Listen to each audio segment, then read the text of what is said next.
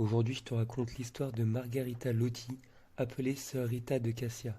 Elle naît en 1381 en Italie et elle est morte le 22 mai 1457.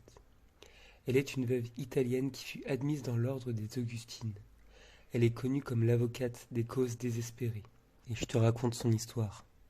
Margherita, fille unique d'Antonio Lotti et d'Amata Ferri, née en 1381 à Roccaporena, hameau de Cassia dans le diocèse de Spolète en Ombrie en Italie. Selon la légende, un essaim d'abeilles blanches aurait tournoyé autour du bébé endormi dans le berceau le lendemain du baptême. Elle lui posait du miel dans la bouche sans lui faire le moindre mal. Un homme qui s'était blessé à la main et qui rentrait se faire soigner chez lui voulut chasser les abeilles avec sa main blessée et se trouva mystérieusement guéri.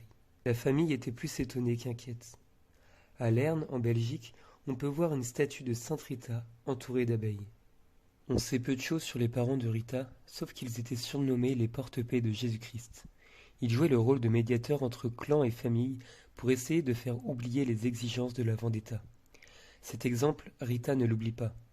Dès l'âge de 14 ans, elle avait pensé à la vie religieuse, mais ses parents en avaient décidé autrement.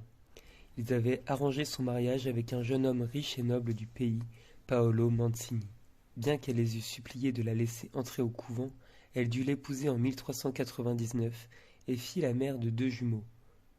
Son époux Paolo était prompt à s'emporter et bien qu'apparent il se fût adouci depuis la naissance de ses enfants, il s'était fait des ennemis dans la région. Pendant 18 ans, elle pria pour que son mari se convertisse. Elle gravissait son calvaire en priant pour la conversion de son indigne époux. Une nuit en 1412, il fut assassiné.